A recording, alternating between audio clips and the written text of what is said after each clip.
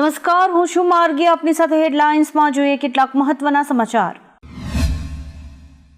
RSS વિશે વાંધાજનક ટિપ્પણી કરવાના કેસમાં રાહુલ ગાંધીને રાહત મળી છે. કોર્ટે કહ્યું કે રાહુલ ગાંધીને વર્ષ 2014ની બદનક્ષીની ફરિયાદમાં કરાયેલા આક્ષેપને આધારે ઝડપી નિર્ણય લેવાનો કાયદેસરનો અધિકાર છે. આ ઉપરાંત કોર્ટે બિનજરૂરી રીતે કેસને લંબાવવા મુદ્દે તેમજ કોંગ્રેસ નેતાની ઝડપી સુનાવણી માંગમાં અડચણ ઊભી કરવા મામલે આરએસએસના કાર્યકર્તાની ઝાટકણી કાઢી છે. રાજકોટ મનપાએ એક મહત્વનો નિર્ણય લીધો છે. રાજકોટમાં હવે સિનિયર સિટીઝન્સ સિટી બસમાં ફ્રી મુસાફરી કરી શકશે. સિનિયર સિટીઝન્સ સહિત દિવ્યાંગ, થેલેસેમિયાગ્રસ્ત લોકો સિટી બસમાં ફ્રી મુસાફરી કરી શકશે. સ્ટેન્ડિંગ કમિટીની બેઠકમાં શહેર માટે ₹12 કરોડના કામો મંજૂર કરવામાં આવ્યા છે. હાલમાં કર્મચારીઓના પે સ્કેલ મુદ્દે દરખાસ્ત પેન્ડિંગ રાખવામાં આવી છે અને આ સિનિયર સિટીઝન્સને ફ્રી મુસાફરી કરવાનો એક મહત્વનો નિર્ણય લેવાયો છે. રાજકોટની જીવાદોરી સમાન સરદાર સરોવર ડેમ 52%થી વધારે ભરાયો છે, જ્યારે કે રાજ્યના 206 જળાશયોમાં 34%થી વધુ જળ સંગ્રહ કરવામાં આવ્યો છે. જોકે હવામાન વિભાગે રાજ્યના મોટાભાગના વિસ્તારોમાં ભારેથી અતિભારે વરસાદની આગાહી કરી છે, જેથી જળાશયોમાં પાણીની આવક પણ વધી શકે છે. અત્યારે મોટાભાગના ડેમ્સ ફૂલ થવા આવ્યા છે. ટાટા કન્સલ્ટન્સી સર્વિસીસ અને BSNL વચ્ચે 15,000 કરોડ રૂપિયાની ડીલ પર હસ્તાક્ષર કરવામાં આવ્યા છે.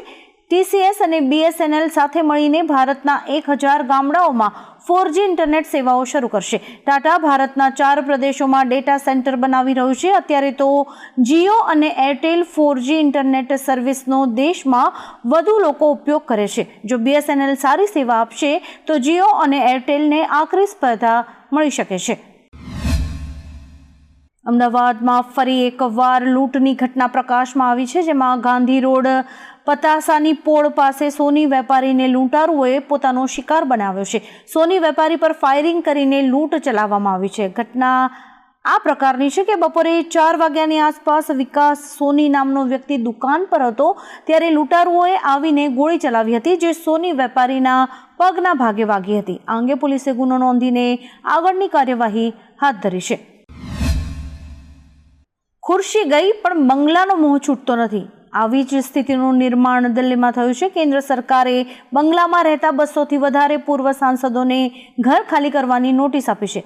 જી હા, નવી લોકસભામાં ચૂંટાઈને આવેલા સાંસદોને હજુ સુધી ઘર ફાળવવામાં નથી આવ્યા.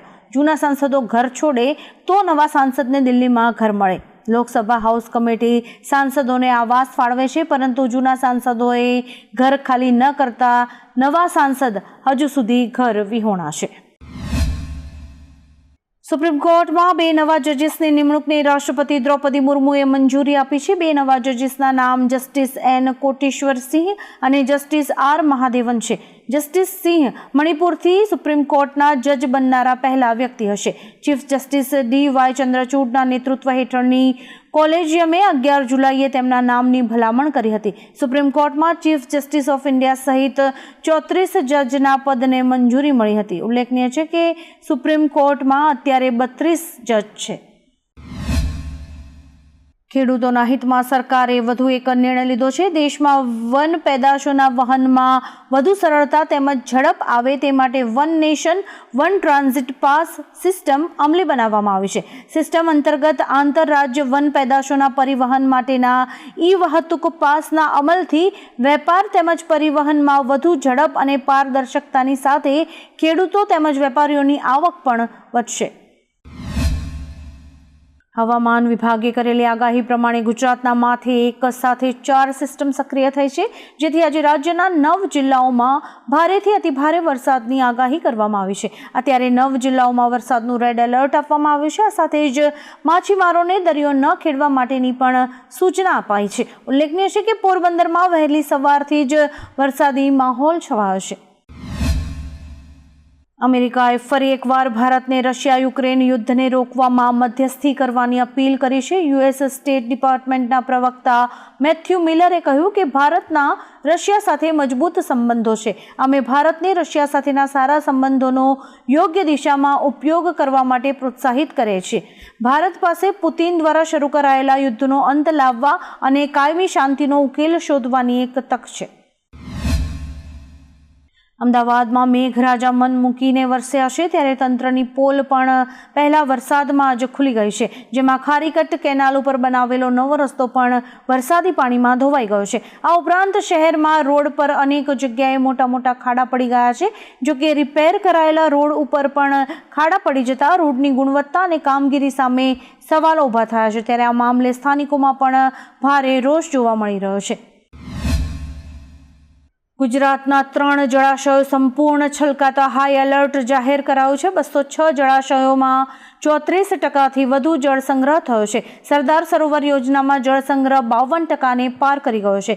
જામનગર જિલ્લાનો વાગડિયા અને સસોઈ 2 ડેમ તથા સુરેન્દ્રનગર જિલ્લાનો વાંસલ ડેમ 100% ભરાઈ જતા હાઈ એલર્ટ અપાયું છે. આ સિવાય રાજ્યના 5 ડેમ 80%થી 90% ભરાતા તેઓ પણ એલર્ટ પર છે.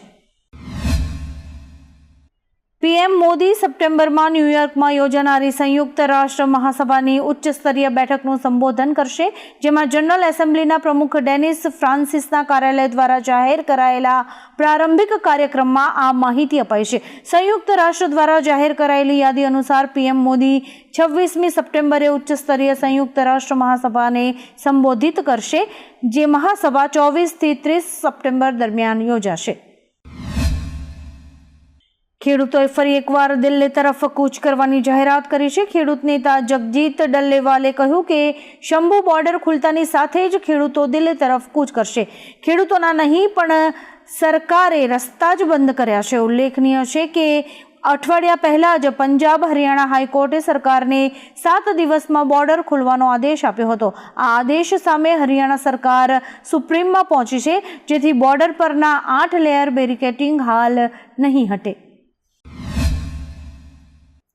ભારતે પેલેસ્ટીનિયન શરણાર્થીઓ માટે યુએન એજન્સીને મદદ જાહેર કરી છે. પ્રતિનિધિ કાર્યાલય અનુસાર ભારત સરકારે United Nations relief and works agency for Palestine રેફ્યુજીસને વર્ષ 2024-2025 માટે $5 મિલિયન વાર્ષિક યોગદાનના ભાગરૂપે $2.5 મિલિયનની મદદ કરી છે. છેલ્લા કેટલાક વર્ષોમાં આતંકવાદનું મોડ્યુલ કાશ્મીરથી જમ્મુ તરફ જતું જોવા મળી રહ્યું છે. 2021ના વર્ષથી અત્યાર સુધી જમ્મુમાં 21 કરતાં વધુ આતંકવાદી ઘટનાઓ બની છે, જેમાં 42 જવાનો શહીદ થયા છે, જ્યારે કે 23 નાગરિકોના મોત થયા છે. જમ્મુમાં છેલ્લા 1 મહિનામાં 6 થી 7 આતંકી ઘટનાઓ બની છે. જમ્મુના હિન્દુ ગામો હવે આતંકવાદીઓના નિશાના પર છે. શાકભાજી બાદ હવે સિંગ તેલના ભાવમાં સતત વધારો થઈ રહ્યો છે, જેનો સીધો માર સામાન્ય લોકોના ખિસ્સા પર પડી રહ્યો છે. મળતી માહિતી પ્રમાણે માત્ર 3 દિવસની અંદર જ સિંગ તેલનો ભાવ ₹50 વધી ગયો છે. એટલે કે 3 દિવસ પહેલા 15 કિલો સિંગ તેલનો જે ડબ્બો 2610માં મળતો હતો, તેનો ભાવ 2660 થઈ ગયો છે. ગઈકાલે જ આવેલા સરકારી આંકડા પ્રમાણે જથ્થાબંધ મોંઘવારી 16 મહિનાની ટોચે પહોંચી છે. યુએસના વિસ્કોન્સિન રાજ્યના મિલવોકી શહેરમાં આયોજિત રિપબ્લિકન પાર્ટીના સંમેલનમાં રાષ્ટ્રપતિ અને ઉપરાષ્ટ્રપતિ પદના ઉમેદવારોને સત્તાવાર રીતે મંજૂરી આપવામાં આવી છે. આ સંમેલનમાં ભૂતપૂર્વ રાષ્ટ્રપતિ ડોનાલ્ડ ટ્રમ્પને સત્તાવાર રીતે રાષ્ટ્રપતિ પદના ઉમેદવાર તરીકે પસંદ કરવામાં આવ્યા છે. તેમને ડેલિગેટ્સ તરફથી 2387 વોટ મળ્યા હતા. જેમ્સ ડેવિડ વેન્સ ઉપરાષ્ટ્રપતિ પદ માટે ચૂંટાયા છે. જમ્મુ કાશ્મીરના ડોડા જિલ્લામાં આતંકવાદીઓના ગોળીબારમાં સેનાના કેપ્ટન સહિત 4 જવાન શહીદ થયા છે. રાષ્ટ્રીય રાઇફલ્સ અને જમ્મુ અને કાશ્મીર પોલીસે સોમવારે મોડી સાંજથી જ ડોડા શહેરથી લગભગ 55 કિલોમીટર દૂર દેસા જંગલ વિસ્તારમાં સર્ચ ઓપરેશન શરૂ કર્યું હતું. આ દરમિયાન આતંકીઓએ ગોળીબાર કર્યો હતો, જેમાં તેઓ ઘાયલ થયા છે. બાદમાં આજે સવારે જ સારવાર દરમિયાન 4 જવાનોના મોત થયા છે. રાજ્યમાં મેઘરાજા બરાબરની બેટિંગ કરી રહ્યા છે. ગઈકાલે દક્ષિણ ગુજરાતને વરસાદે ગમરોળ્યું છે. હજુ પણ ભારેથી અતિ ભારે વરસાદ પડશે. હવામાન વિભાગના ડાયરેક્ટરે જણાવ્યું છે કે ગુજરાતના માથે એક સાથે 4 સિસ્ટમ સક્રિય થઈ ગઈ છે. આ તરફ અંબાલાલ પટેલ અને પરેશ ગોસ્વામીએ પણ કહ્યું છે કે સૌરાષ્ટ્ર અને દક્ષિણ ગુજરાતમાં ભારે મેઘ ખાંગા થઈ શકે છે અને 15 ઇંચ સુધી વરસાદ પડવાની પણ શક્યતા છે, જેના કારણે પૂરની સ્થિતિ સર્જાશે. આવા જ કેટલાક રસપ્રદ સમાચારો નિહાળવા માટે અમારી યુટ્યુબ ચેનલને લાઇક, શેર અને સબસ્ક્રાઇબ કરો અને જોતા રહો હેડલાઇન્સ.